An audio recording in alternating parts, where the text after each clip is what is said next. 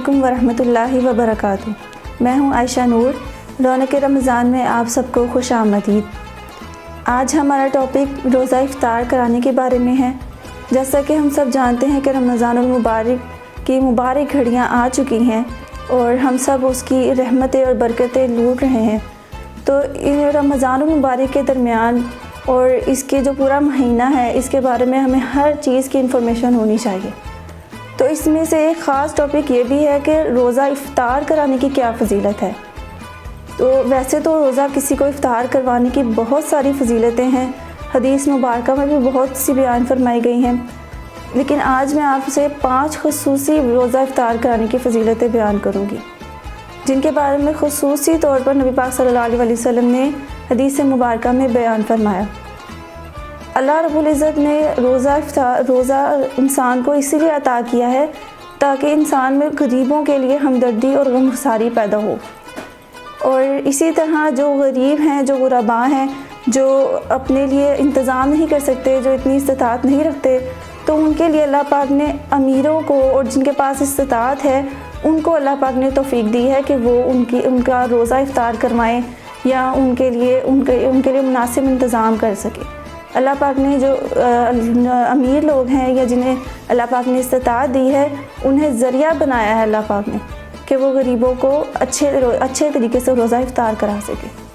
روزہ افطار کرانے کے بارے میں نبی پاک صلی اللہ علیہ وسلم نے بہت سی فضیلتیں بیان کی ہیں، اور 5 جو مین خصوصی طور پہ جو بیان کی ہیں وہ آج میں آپ سے ڈسکس کروں گی۔ ان میں سے پہلی روزہ افطار کرانے کی فضیلت یہ ہے کہ جب کوئی شخص روزہ دار کو، یعنی کہ روزہ دار چاہے اس نے رمضان کا روزہ رکھا ہو یا کوئی بھی روزہ رکھا ہو، بس وہ شخص روزے سے ہو، تو اگر وہ کوئی شخص اس کو روزہ افطار کرائے گا، اگر وہ امیر ہے پھر بھی اسے روزہ افطار کرا سکتا ہے، غریب ہے پھر بھی کروا سکتا ہے، جب بھی اسے روزہ افطار کروائے گا تو اس کی فضیلت اسے یہ ملے گی، اسے جو اجر ہے وہ اس طرح سے ملے گا کہ فرشتے اس شخص کے لیے رحمت کی دعا کریں گے۔ یہ اگر ہم غور کریں اس بات پر تو یہ اللہ پاک نے ہمیں بہت بڑی اپرچونٹی عطا کی ہے کہ جو فرشتے ہیں وہ بالکل بھی کسی گناہ کا ارتکاب نہیں کرتے، ہر وقت اللہ پاک کی عبادت کرتے ہیں، اللہ پاک کی نوری مخلوق ہیں۔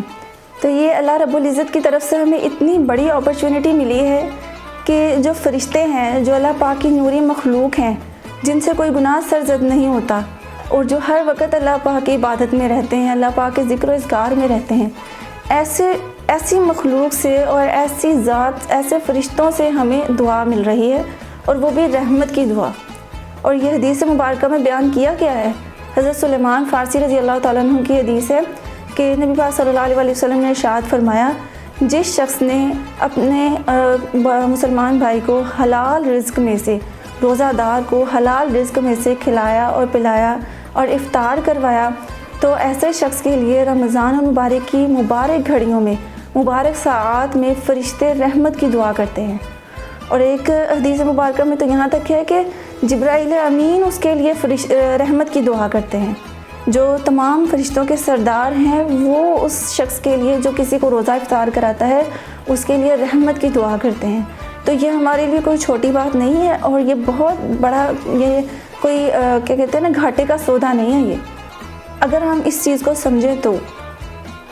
اسی لیے ہم سب کو چاہیے کہ جب بھی ہم یعنی کہ کسی روزہ دار کو دیکھیں اور اپنی طرف دیکھیں کہ ہم استطاعت رکھتے ہیں تو ضرور کوشش کرنی چاہیے کہ روزہ افطار کرائیں۔ اس کے بعد دوسری جو بہت بڑی خصوصیت نبی پاک صلی اللہ علیہ وسلم نے بیان فرمائی حدیث مبارکہ میں، وہ یہ ہے کہ جبرائیل امین جو ہیں، فرشتوں کے سردار جو ہیں، وہ اس شخص کے لیے جو کسی کو روزہ افطار کروائے گا اس شخص سے شب قدر کی رات کو مصافحہ کرتے ہیں۔ اللہ اکبر! یہ بھی اتنی بڑی ہمارے لیے خصوصیت ہے، اتنا بڑا ہمارے لیے اجر ہے، بس ہمیں اس اجر کی قدر نہیں ہے۔ اگر ہم اس اجر کو غور سے دیکھیں اور اس حدیث مبارکہ میں غور کریں، اگر ہم دین کا علم حاصل کریں گے تو ہمیں ان احادیث سے معلومات ہوگی، انفارمیشن ہوگی، ہمیں پتہ چلے گا کہ ہمارے احادیث میں ہمارے نبی پاک صلی اللہ علیہ وسلم نے کتنی بڑی بڑی فضیلتیں بیان فرمائی ہیں۔ ایسے ہی تھوڑی جو لوگ جانتے ہیں وہ اتنا انتظام فرماتے ہیں سحری کا، افطاری کا، جہاں بھی ہو، اور خاص طور پہ رمضان المبارک میں بہت سی جگہوں پر لوگ اپنی اپنی استطاعت کے مطابق انتظامات کرواتے ہیں. تو یہ چند لوگوں کا کوئی کام نہیں ہے، یہ ہر مسلمان پہ فرض ہے. ہر مسلمان کو چاہیے کہ یہ کام کرے. اور اگر وہ چاہتا ہے کہ اس طرح کی اتنی بڑی اپرچونٹی وہ بھی پالے، اس طرح کا اجر اسے بھی ملے کہ جبرائیل امین شب قدر میں اس سے مصافحہ کریں، یعنی شب قدر کی رات جو ہزاروں سال سے بہتر ہے، 1000 ماہ سے بہتر ہے، اس میں جبرائیل امین جو ہے ہم سے مصافحہ کریں گے، ملاقات کریں گے. تو دیکھا آپ نے کہ کتنا بہترین اللہ پاک نے ہمیں ایک وسیلہ عطا کیا ہے کہ ہم اتنی بڑی اپرچونٹی جو ہے وہ حاصل کر سکتے ہیں، اتنا بڑا اجر لے سکتے ہیں، وہ صرف اور صرف اس وجہ سے کہ کسی کو روزہ افطار کروا دیں. اگر ہم چاہتے ہیں کہ ہم بھی شب قدر کو پائیں اور اس کے بعد اس رات میں جبرائیل امین جو سارے فرشتوں کے سردار ہیں وہ ہم سے مصافحہ کریں، تو یہ تو بہت ہی لک کی بات ہوگی. اس لیے ہم سب کو چاہیے کہ جہاں پہ بھی ہمیں لگ رہا ہے کہ ہماری ضرورت ہے اور جتنی ہماری استطاعت ہے، ہمیں چاہیے کہ ہم روزہ افطار کرواتے رہیں. جتنے بھی روزہ دار ہیں، جتنی ہماری پہنچ ہو اتنے ہمیں چاہیے کہ روزہ افطار کرواتے رہیں. اس کے بعد پھر تیسری جو بہت اہم اور بہت ہی خوبصورت خصوصیت بیان کی گئی، روزہ دار کے لیے تو ویسے ہی بہت سی فضیلتیں ہیں، تو اب روزہ افطار کروانے کے لیے اتنی بڑی فضیلت بیان کی گئی ہے. تو تیسری بڑی جو خصوصیت نبی پاک صلی اللہ علیہ وسلم نے ارشاد فرمائی وہ حدیث مبارکہ میں یہ ہے کہ جس شخص نے حلال رزق میں سے کسی روزہ دار کو کھلایا پلایا اور افطار کروایا، تو ایسے شخص کو اسی جتنا، یعنی کہ اسی روزے جتنا ثواب ملے گا، جتنا اس روزے دار کو ثواب ملے گا نا، اتنا ہی روزہ افطار کروانے کو اس کا ثواب ملے گا. اور جو روزہ دار ہے اس کے ثواب میں کوئی کمی نہیں آئے گی. حدیث مبارکہ میں دو لوگ ایسے بیان کیے ہیں کہ جن کا ثواب جو ہے وہ کرنے والے کو تو ملتا ہی، لیکن جو اس کی مدد کرتا ہے، جو اس کی ہیلپ کرتا ہے، اس سے بھی اتنا ہی ثواب ملتا ہے. ایک فرض تو یہ ہے نا کہ روزہ افطار کروائے، یعنی کسی روزہ دار کو روزہ افطار کروائے گا تو جتنا اس کو روزہ دار کو ثواب ملنا ہے اتنا ہی ثواب اس روزہ افطار کروانے کو بھی ملے گا. اور جو دوسرا یہ ہے کہ جو جہاد کرنے والا ہے، جہاد کرنا ایک بہت بڑی فضیلت کا کام ہے. تو جو جہاد کرنے والے کی مدد کرتا ہے، اس کے سامان میں ہیلپ کر دی، اس کے کھانے پینے کا انتظام کر دیا، یا اس کے سفر کا سامان کچھ یعنی کہ انتظام کر دیا، تو جو جہاد کر رہا ہے اسے تو ڈیفینیٹلی اتنا ثواب مل رہا ہے. تو لیکن جو اس جہاد کرنے والے کی ہیلپ کرے گا اس سے بھی ڈبل ثواب ملے گا، اور جو جہاد کر رہا ہے اس کے ثواب میں کوئی کمی نہیں آئے گی. سیم اسی طرح روزے دار کے بارے میں کہ اس کے اجر میں کوئی کمی نہیں آتی. تو یہ سب سے بڑی اور میں کہتی ہوں کہ بیسٹ جو ہمارے لیے اپرچونٹی ہے نا، یہ بیسٹ ہے. اگر ہم اس پہ غور کریں تو ہمیں چاہیے کہ اگر ہم خدا نخواستہ کسی عذر کی وجہ سے، کسی بیماری کی وجہ سے روزہ نہیں رکھ پا رہے، تو جو رکھ رہے ہیں ہم ان کا بیسٹ طریقے سے افطار کروائیں. فار ایگزامپل، اگر ہمارے دسترخوان پہ 10 ڈشز پڑی ہوئی ہیں افطار کے ٹائم پہ، تو جو غریب غربا ہیں یا جو افورڈ نہیں کر سکتے، ایٹ لیسٹ ان کے دسترخوان پہ 4 ڈشز تو ضرور ہونی چاہیے، تاکہ وہ بھی اپنا روزہ بہترین طریقے سے گزار سکیں اور افطار کر سکیں. اور پھر جب وہ روزہ افطار کریں گے اور آپ کروائیں گے تو انشاءاللہ ان کا تو فائدہ ہوگا ہی نا، کہ انہیں اچھا کھانے کو ملے گا اور اچھا افطار ہوگا اور اچھی خوشی انہیں ملے گی. آپ کا فائدہ یہ ہوگا کہ وہ آپ کو ایک تو دعا دیں گے، جو دنیا میں آپ کے لیے بیسٹ ہے، آپ کا تو کام بن گیا، اور جو اللہ پاک کی طرف سے اجر ہے وہ آخرت میں علیحدہ اس کا سٹاک ہو گیا. تو یہ کہ کوئی گھاٹے کا سودا تو نہیں ہے نا، یہ کوئی کم تو نہیں ہے ہمارے لیے، یہ تو بیٹھے بٹھائے بہت ہی ایزیلی ہے. اور حدیث مبارکہ میں تو یہاں تک بیان کیا گیا ہے کہ استطاعت کے مطابق، ضروری نہیں کہ پرتکلف، ضروری نہیں کہ پورا دسترخوان ہمارا بھرا ہوا ہو. اتنا اللہ پاک نے ہمیں اس میں آسانی عطا فرمائی ہے کہ حدیث مبارکہ میں ارشاد ہے، جس کا مفہوم ہے کہ نبی پاک صلی اللہ علیہ وسلم نے جب صحابہ کرام کو بتایا نا کہ اس کا بہت اجر ہے، روزہ افطار کروایا کرو، تو صحابہ کرام نے اس وقت ویسے بھی ان میں بہت مشکلات تھیں اور فراخی کا وقت نہیں تھا، تنگی کا وقت تھا. تو صحابہ کرام نے کہا کہ یا رسول اللہ صلی اللہ علیہ وسلم، ہمارے پاس اتنی استطاعت نہیں ہوتی، تو ہم کس طرح روزہ افطار کروائیں؟ یعنی کہ ہم کسی کو کھانا نہیں کھلا سکتے، ہمارے پاس خود اتنا یعنی کہ بجٹ نہیں ہے۔ تو نبی پاک صلی اللہ علیہ وسلم نے اتنی آسانی فرمائی کہ کم از کم نبی پاک صلی اللہ علیہ وسلم نے فرمایا ایک کھجور سے ہی اس کا روزہ افطار کروا دو، پھر بھی اتنا ہی ثواب ملے گا۔ اب ایک کھجور تو آج کل کے زمانے میں ہم سب افورڈ کر سکتے ہیں الحمدللہ، اللہ پاک نے اب تو فراخی کر دی ہے، بلکہ ہم زیادہ کر سکتے ہیں۔ تو ہمیں اگر اس کی اہمیت کا پتہ ہوگا تو پھر ہم کبھی اس سے پیچھے نہیں رہیں گے۔ اور دوسرا، ثواب حاصل کرنے کی نیت ہوگی، شوق ہوگا، اللہ کے قریب ہونے کا شوق ہوگا اور آخرت کو اپنا سنوارنے کا شوق ہوگا، تو انشاءاللہ پھر یہ والا کام تو ہم چھوڑیں گے ہی نہیں نا۔ پھر اس کے بعد ایک اور حدیث میں بیان فرمایا کہ چاہے ایک لسی کا گھونٹ، جسے کہتے ہیں نا کہ ایک شربت، کوئی پانی کا گھونٹ ایک پلا دے تو اس کا بھی ثواب اتنا ہی ملے گا۔ آپ کا کام ہے صرف ایک روزہ دار ڈھونڈیں اور دیکھیں کہ وہ افورڈ نہیں کر سکتا تو اسے جتنا ہو سکے آپ اپنی استطاعت کے مطابق روزہ افطار کروائیں۔ اگلا بھی خوش ہو کر آپ کو دعائیں دے گا اور اللہ پاک کی طرف بھی آپ کا اجر لکھا جائے گا۔ اور جو چوتھی بڑی خصوصیت حدیث مبارکہ میں نبی پاک صلی اللہ علیہ وسلم نے بیان فرمائی، وہ بھی ہمارے لیے اتنی بہترین ہے اور خاص طور پہ جو بہت سے گناہ کر چکے ہیں، جو بہت گناہ گار لوگ ہیں، اللہ پاک رحیم اور بہت زیادہ رحم کرنے والے ہیں، اسی لیے ہمیں اس طرح کے وسیلے بار بار عطا کرتے ہیں۔ سارا سال ہمیں کسی نہ کسی ذریعے سے چاہتے ہیں کہ میرا بندہ نہ رحمت لے بس۔ پھر اس کے بعد نبی پاک صلی اللہ علیہ وسلم نے جو بیان فرمایا ہے، اس میں ہم گناہ گاروں کے لیے بہت بڑی اپرچونٹی ہے۔ وہ یہ ہے کہ ہم کسی کو روزہ افطار کروائیں گے تو جو شخص کسی کو روزہ افطار کروائے گا وہ جہنم سے خلاصی پا جائے گا، اس کی مغفرت کر دی جائے گی۔ حدیث مبارکہ کا مفہوم ہے اور حدیث کے الفاظ ہیں کہ جو شخص کسی کو روزہ افطار کروائے گا بشرط یہ کہ وہ حلال رزق سے ہو، تو ٹرائی یہ بھی کیا کرے کہ ہمارا رزق جو ہے وہ حلال طریقے سے آ رہا ہے، بھلے کم کیوں نہ ہو لیکن حلال رزق سے ہونا چاہیے، پھر وہ تھوڑا بھی انشاءاللہ بابرکت ہو جائے گا۔ تو حلال رزق سے جو کروائے گا روزہ افطار کسی روزہ دار کو، تو اس کی مغفرت کر دی جائے گی اور اس کی جو گردن ہے وہ جہنم سے آزاد کر دی جائے گی۔ تو ہم جو ہیں اتنے گناہ گار، ہمیں تو اس چیز کی ضرورت ہے کہ ہمیں اللہ تعالیٰ بخش دیں۔ تو یہ سارے جو وسیلے اور ذریعے اللہ پاک نے ہمیں عطا کیے ہیں، یہ اسی وجہ سے ہیں۔ جو 70 ماؤں سے زیادہ محبت کرتا ہے نا، وہ ہم تو پیچھے ہو جاتے ہیں نا، تھوڑا سا گناہ کر لیا، تھوڑی سی مصیبت آ گئی تو ہم اس طرح کے یعنی کہ ناشکری والے الفاظ کہنے لگ جاتے ہیں اور اللہ سے دور ہونے لگ جاتے ہیں۔ تو لیکن اللہ پاک ہمیں خود سے دور نہیں کرتے۔ جو لوگ اللہ کے قریب ہیں اور جو لوگ اللہ کے ولی ہیں، انہوں نے تو کمانی ہی ہیں رحمتیں اور برکتیں، ان کو تو ہمیشہ نیکیاں ہی ملنی ہیں۔ تو یہ اپرچونٹی جو رکھی ہے یہ ان لوگوں کے لیے تو نہیں ہے، انہوں نے تو اتنے گناہ بھی نہیں کیے ہوتے۔ یہ اپرچونٹی ہم گناہ گاروں کے لیے ہے۔ جو اللہ کے ولی ہوتے ہیں وہ تو ہر وقت اللہ پاک کو یاد کر لیتے ہیں، ان کے لیے رمضان کیا اور عید کیا اور حج کیا، ان کے لیے سارا سال برابر ہوتا ہے۔ خاص طور پہ 30 دن کے لیے ٹریننگ جو ہمیں دی ہے نا، یہ اللہ پاک نے ہم گناہ گاروں کے لیے رکھی ہے کہ یہ جو میرا فلانا بندہ ہے نا جو بہت گناہ گار ہے، اسے بھی تھوڑی نیکیاں مل جائیں، یہ بھی تھوڑا سا میرے قریب ہو جائے، بلکہ تھوڑا نہیں زیادہ میرے قریب ہو جائے۔